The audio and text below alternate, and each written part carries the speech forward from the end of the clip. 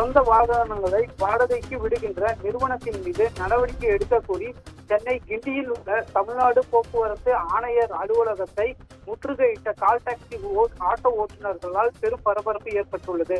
தமிழகம் முழுவதும் ஓலா, ஊபர் போன்ற கார்ப்பரேட் கம்பெனிகளை முறைப்படுத்த வேண்டும், சொந்த வாகனங்களை வாடகைக்கு இயக்கப்படுவது தடுக்கப்பட வேண்டும் என கால் டாக்ஸி ஓட்டுநர்கள் நீண்ட நாட்களாக கோரிக்கையை வைத்து வருகின்றனர்.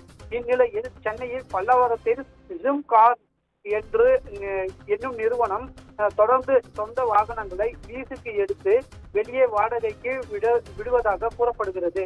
இந்நிலையில் இது குறித்து பலமுறை புகார் அளித்தும் வட்டார போக்குவரத்து ஆணையர் உரிய நடவடிக்கை எடுக்கவில்லை என கூறப்படுகிறது. இதனைத் தொடர்ந்து 100க்கும் மேற்பட்ட கால் டாக்ஸி மற்றும் ஆட்டோ ஓட்டுநர்கள் சென்னை கிண்டியில் உள்ள தமிழ்நாடு போக்குவரத்து மற்றும் சாலை ஆணையரக அலுவலகத்தில் தனியார் நிறுவனத்தில் புக்கிங் செய்த வாகனங்களை எடுத்து வந்து ஆர்ப்பாட்டத்தில் ஈடுபட்டனர். அது மட்டுமின்றி ஓலா, ஊபர் வாகனங்களை அங்கிருந்தே புக் செய்து அவர்களையும் போக்குவரத்து ஆணையரகத்தில் ஒப்படைத்தனர்.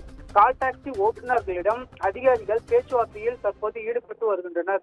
இது தொடர்ந்து கால் டாக்ஸி ஓட்டுநர்கள் மற்றும் கால் டாக்ஸி ஓட்டுநர் சங்கத்தை சேர்ந்த நிர்வாகிகள் பைக் டாக்ஸி மற்றும் அந்த கார் அனைத்தையும் ஆலந்தூரில் உள்ள ஆர்டிஓ பணிமனைக்கு கொண்டு வந்து நிறுத்தினர். மேலும் ஆர்டிஓ அவர்கள் அனைத்தையும் ஆய்வு செய்து உரிய ஆவணங்கள் இல்லாத வாகனங்களுக்கு அனைத்திற்கும் வழக்கு பதிவு செய்து 10,000 முதல் 12,000 ரூபாய் வரை அபராதம் விதித்தனர். இதனால் அப்பகுதியில் பெரும் பரபரப்பான சூழல் ஏற்பட்டது.